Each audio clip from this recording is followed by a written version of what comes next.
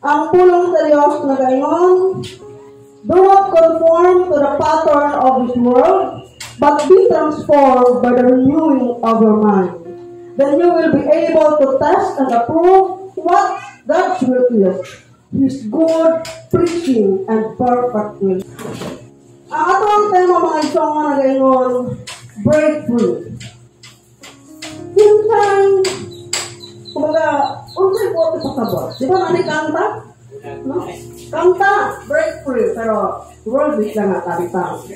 I want to break free. Yun, one sa ito sa mga linyahan. Pero mga iso, nila nga ito sa sundogon. Tato na to, what is the meaning of break free? No, break free. Kung tanawin na to ang Merriam-Webster Dictionary, isa lang doon ang buot ipasabot. Sabi mo sa din mga isong on, to escape. Escape. What is the meaning of escape? To get out, no? Para butang makalingkawas. Mga sa ang Bisaya, sa escape. Makalingkawas, no? Lingkawas, kay Gorman siya, no? Paningkamot nga makalingkawas ta, okay? So, what are the challenges in your life you desire to escape?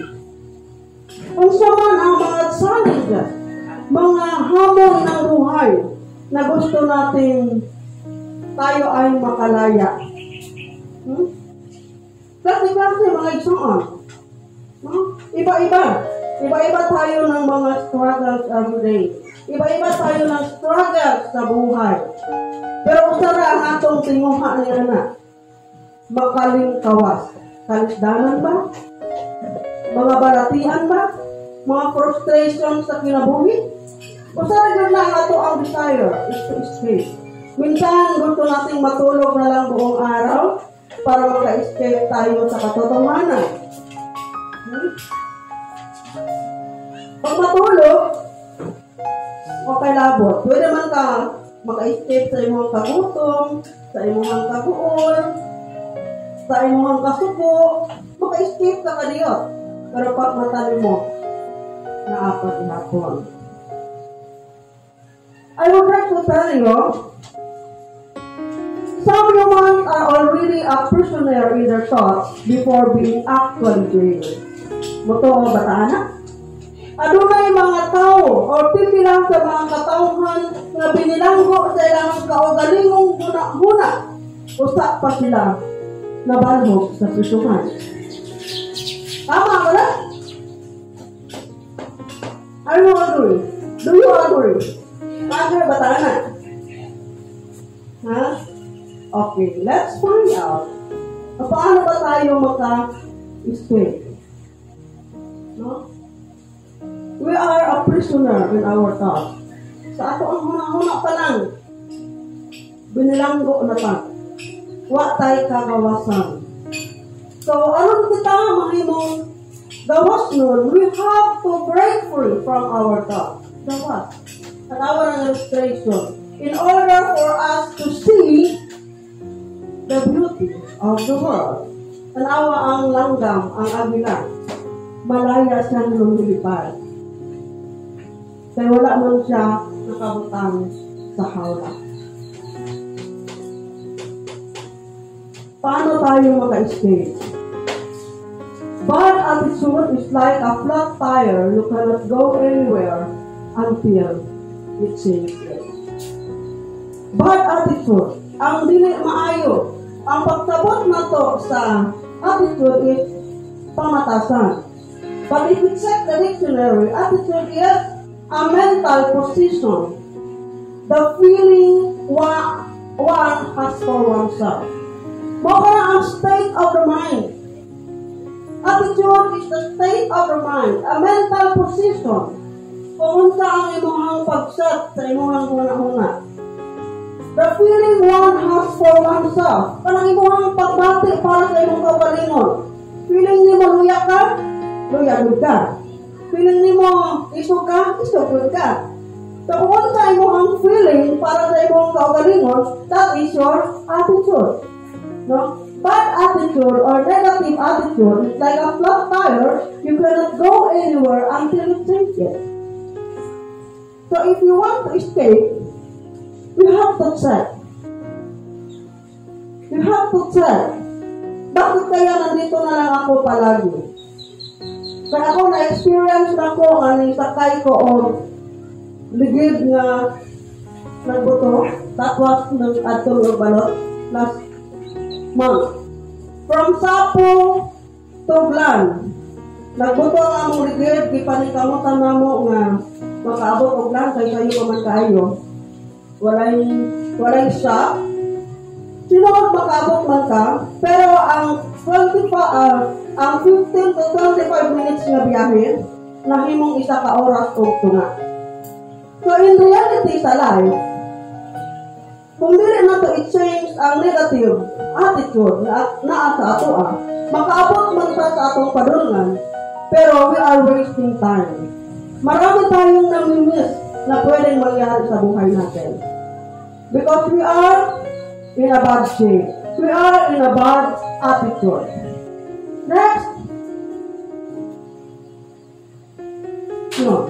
How can we escape kung tayo ay nakatali? Istingin ang kakao, manahin mo anak. Nakatali ka. Gusto ka matog Johnson or matog City, pero nakatali mo ka.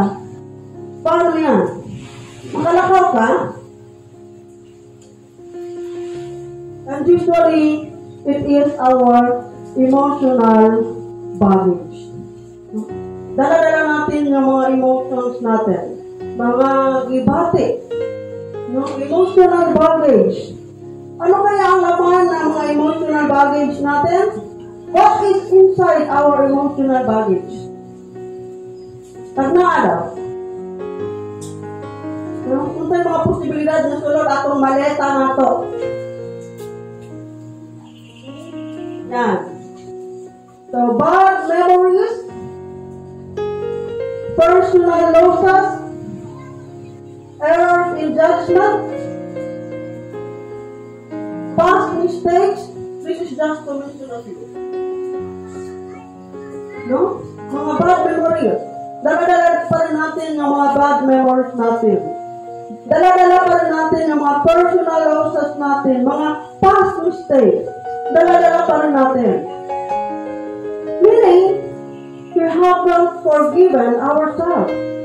Wala pa nato napasaylo ang atong kaugalingon sa mga past failures na ato ang nahimo o naabot sa ato ang hinabuhi.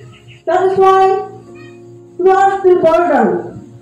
So whatever, no matter how we strive, wala yung punta nakahawa, wala ta nakalingkawas, kaya nakatali pamanta sa ato ang mga emotional baggage. So, what shall we do? We have to escape. We have to break free.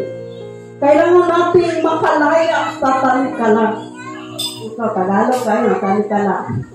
Mga say, kailangan natin makalaya.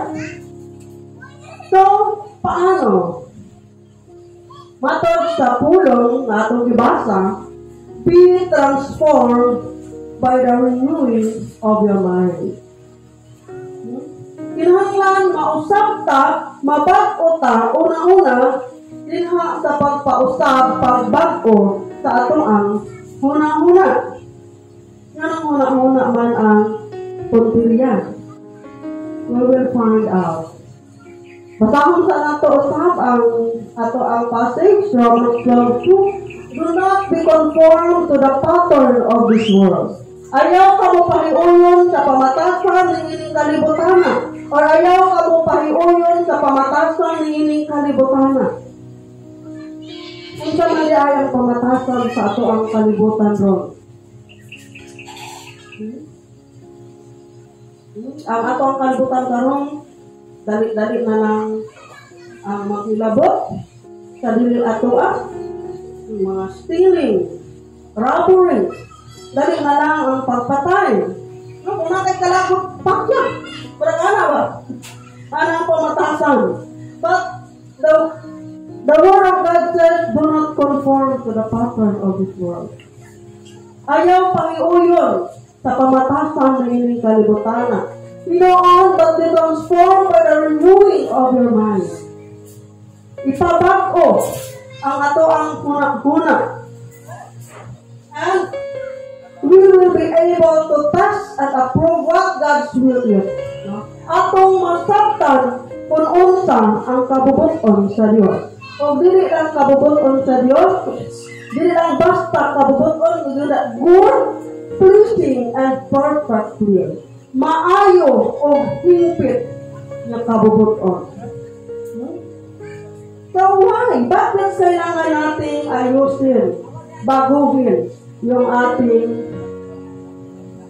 pag-iisip? According to cognitive behavioral therapy, muna sa ang cycle. Our thoughts creates our feelings. Kung unsang atong gihuna-huna, unsang atong gisilsil sa atong alimpatakan, muna siya ang atong ang bation. And our feelings creates our behavior. Kung unsang atong debate, bisang unsaon na siya o pugong-pugong, mukawas din na siya mga igsoon. Lalong-lalo na kapag tayo ay sagad na. No? The feelings create behavior. And behavior reinforces thoughts. Unsa ang imong pamatasan, unsa imong mga galaw-galaw, unsa imong mga habit, mao na siya ang reinforce sa imong thoughts. And this is the cycle. No? Ang imong una-una, mao siya ang imong bation, ang imong pagbati, po ang mamahimong mugawas sa imong mga pamatasan. Mahatag og example. Kung ang imong kasing-kasing puno sa kasuko, na kay nadungog nga istorya, nga katong istorya dili wala sa bad intention, pero ikaw puno ka sa kasuko. Ang pagdawat nimo atong istorya lahi, lain. So when moment pa imong gibati, mugawas kita sa imong behavior. Mugawas nga sige na lang kag kasuko. Mugawas nga punguton ka. Kay puro man ka kasuko sa imong kasing-kasing. O kung puro ka kasuko sa imong kasing-kasing, o sa imong batasan, mo na ko na muna. That is the cycle. So kinahanglan, baguhon nato ang ato ang huna-huna. We have to be transformed by renewing our mind. So let us learn from the Israelites. Kung na may mga nindot nga, kung na may famous nga istorya din sa Biblia about escape, about breaking free. Kana makita nato sa kinabuhi sa ato ang mga ninuno ng mga Israelita. Kung anga they have been slave from the Egypt or Egyptians, sila mga ulipon sa Egypto o talihang ipa-escape sila sa Ginoo from Egypt to the promised land, which is the Canaan. Now, Canaan is the promised land, a land of flowing milk and honey. Kung atong batahon ang Numbers chapter 13, makita nato din ang mga igsoon kung unsa. Then, despite na that is the promised land, kumbaga, a place nga puno sa kadagaya, lisod siya, lang. But it would be humanly impossible to enter. Lisod siya, kumbaga mahirap siyang sakupin. Ngano ka ha? So, sakto na to, kung unsa ang gihimo. Moses told his people to spy out the land. No? Gusto ko siya nga tan-awon, susihon ang lugar. Kung dali ba atakihon, kung kaya ra ba. No? Kung kaya ra ba siyang i-conquer. And the result, pagbalik sa 12 spies, muli siya ang nahitabo. Kung nato makita sa picture, di ba parang mga marites doon sa mga kanto? Tanawa, with action. No? With action, taon na to. Unsay mo ang pagsabot, anak.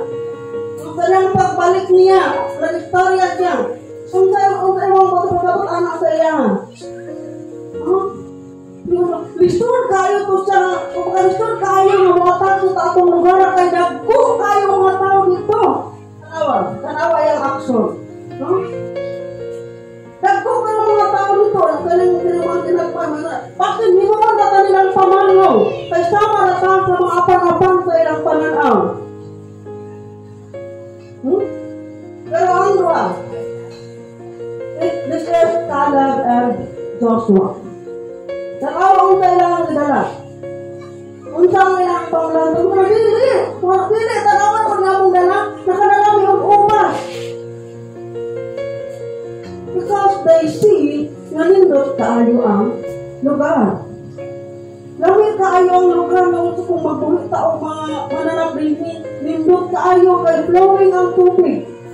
Ang yuta, lamig kaayo tamnan o kamuti balanghoy. Kung sa ito ang panahon doon. Inganan ang ilang muna-muna. Kapag naman tayo may tabo mga Israel, ang kaling Lucy, mga ilang na nagkaguliyan ang mga Israelita. That instead, they have to wander in the wilderness for 40 days, naabtang sila o 40 years, bago sila nakaabot sa promised land. Inganan ka-importante ang ato ang una-una. Yung anak ka-importante atong hunang-hunang mga igsoon. Muna ang gingon sa pulong sa Diyos, be transformed by renewing our mind. Okay. Base sa report sa mga 12 spies, they have seen the Diayas. Nanawang mga higante. Sinor ang ilang gingon na sama rin sa uhip o apan-apan. We are like grasshopper in their size. And they will eat us in their breakfast. Muna lang reporter mo, kung nabili na lang ito mga turing posis. Hindi na yung turing posis. Kung sama na ito apan-apan sa ilang pananaw, timuhog na nilang pamahaw. Tanaw, hindi na ang picture. But according to the report of Joshua and Caleb, they have the positive mind. They have seen what is good in that place, no? The land of flowing milk and honey. Not literal na ang milk awas-awas, nagabaha, ang honey nagabaha. But the place, the land, nindot kaayo siya. Nindot kaayo, mabuhay dito o mga hayop. Mutanong kayo ana ang itsura mga igsoon.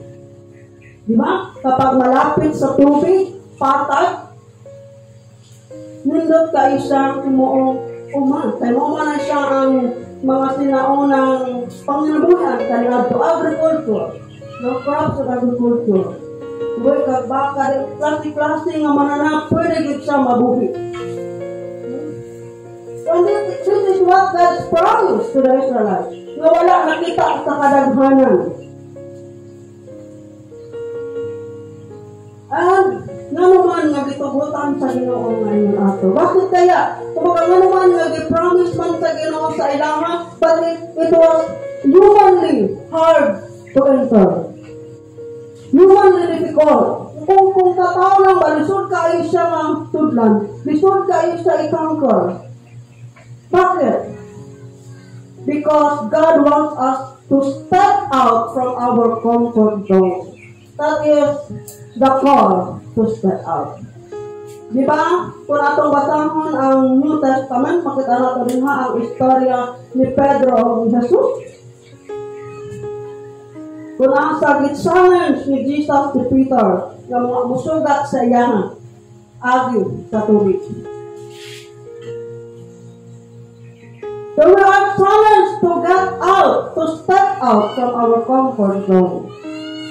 We are challenged to step out, to break free free from what is kung sa ato ang struggle, from what is challenging us. Step out. Kabak karon, kapatid. Yeah. It is because din ha mga igsoon sa ato ang paghawa, sa ato ang pag-step out, sa ato ang we are trying to escape, to break free from the challenges that we are facing. Atong masabtan ang pagkahimpit sa ato ang buhi ng Diyos. Kung atong basahon ang Colossians chapter 2, verse 9 down to 10. Basahon nato mga igsoon. Colossians chapter 2, verse 9 down to 10. Basahon nato. Sabi ni Isaiah,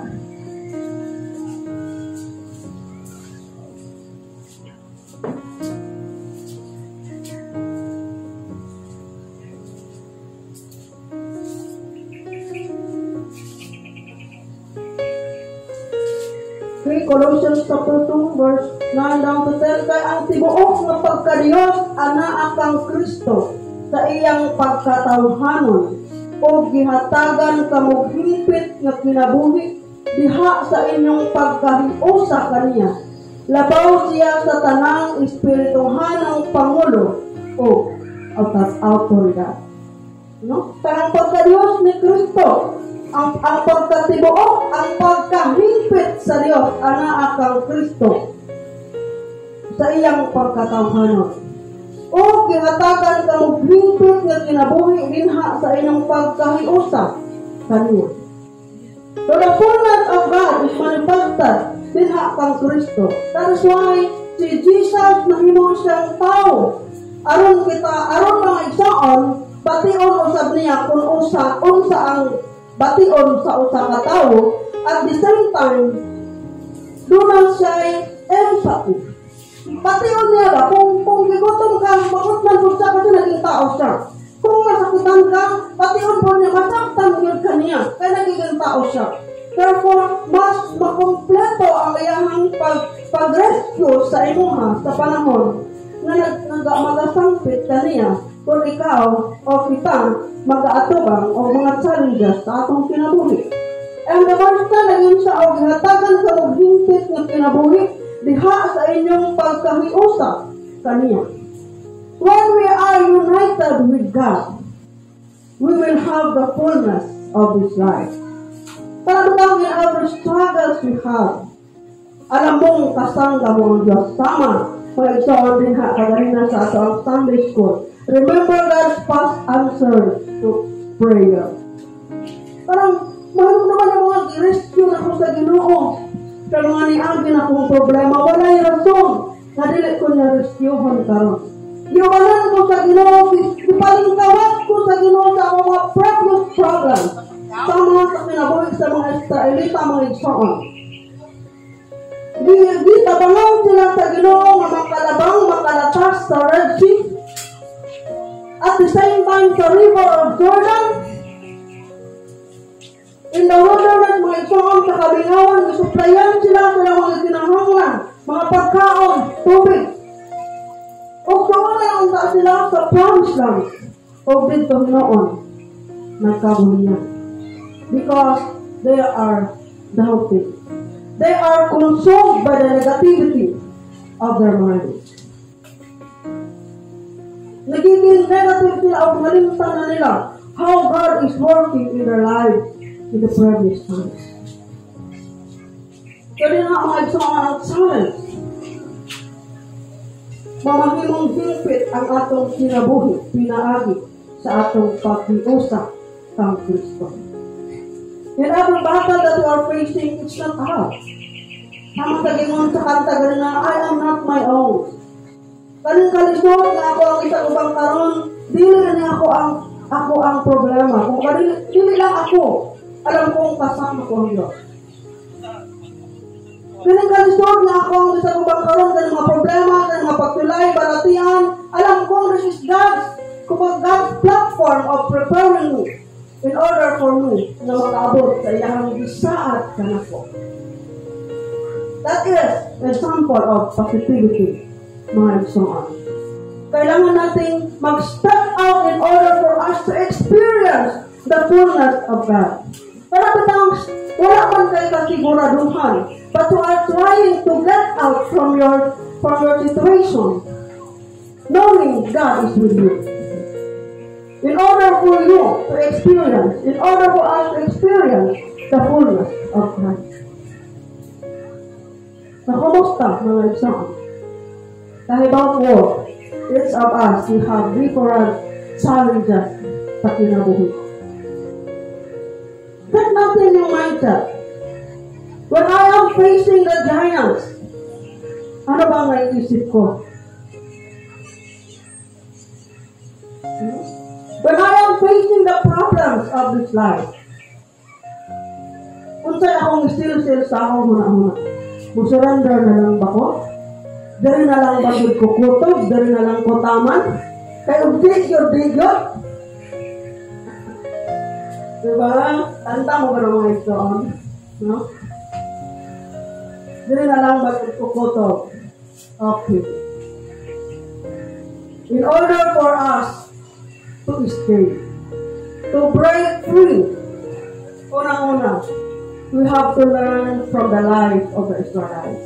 We have to learn from the life of those two spies. Duha lang ka-espiya ang nakaadto igsoon sa promised land, which is Caleb and Joshua. Si Joshua siya na ang guide sa mga tao tungod kay katong panahon na namatay naman si Moses.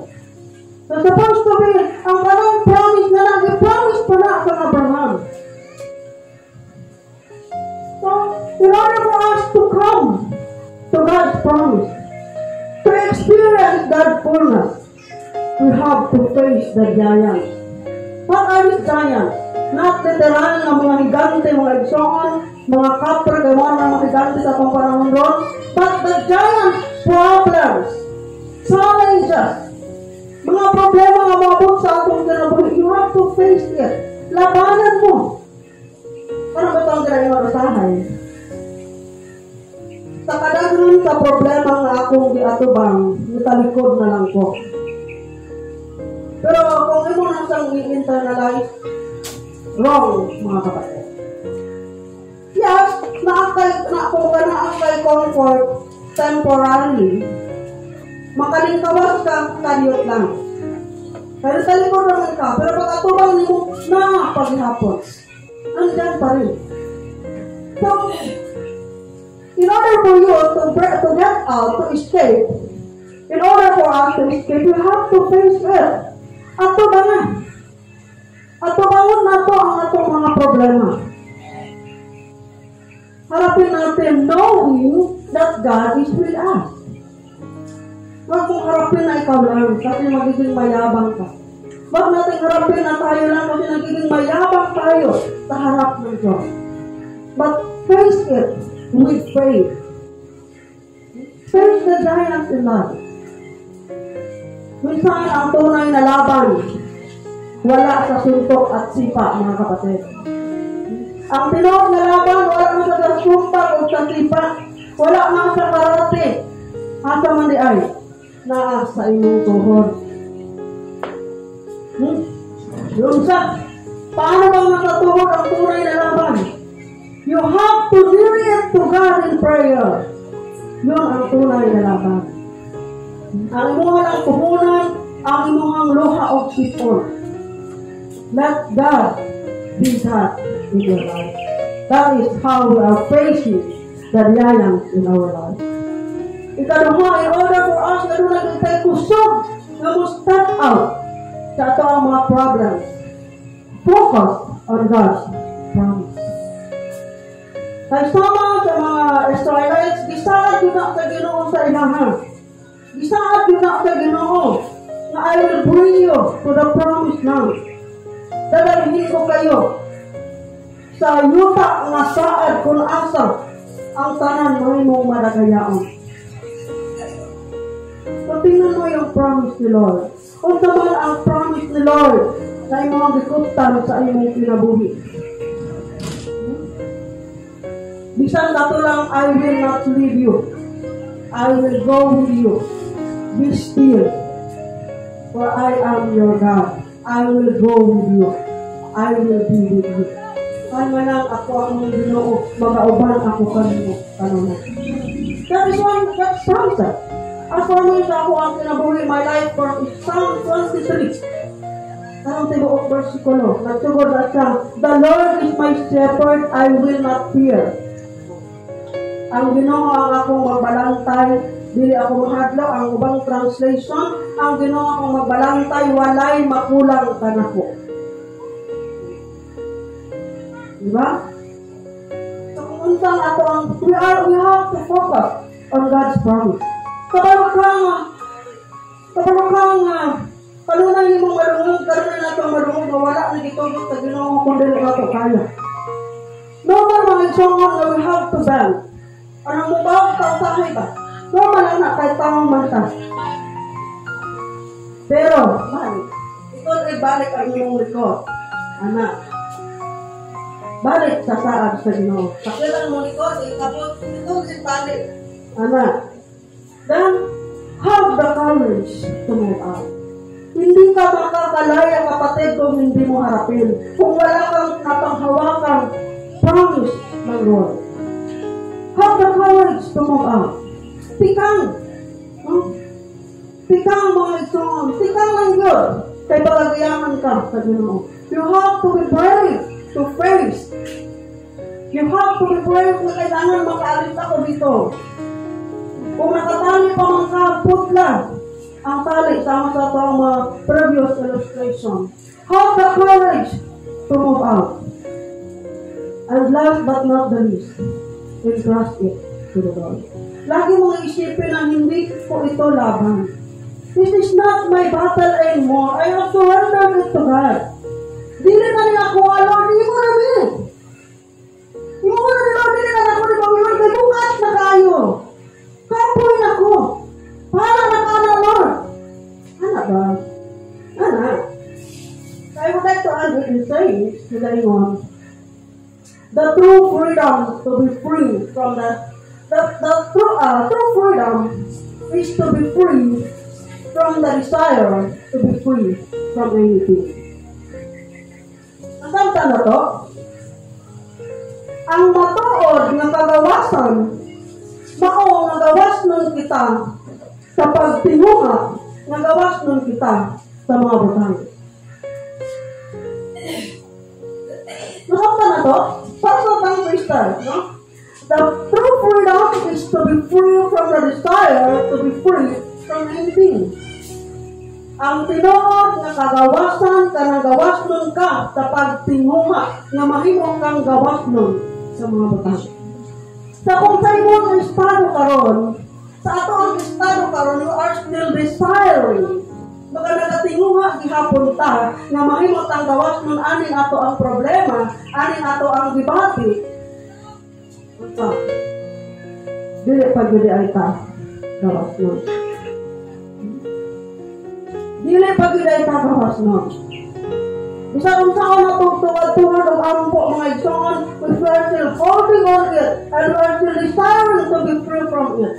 We are not free. That's why, kung atong balikan ang ato ang tema, break free. Break free. Escape. Huwag magsugod ka na mga igsoon sa atong muna-muna. Ako ang tanan sa pagpalindog. Kasama na to ang nasa ato ang screen. Dungan sa mga igsoon. Sabay-sabay tayo mga kapatid.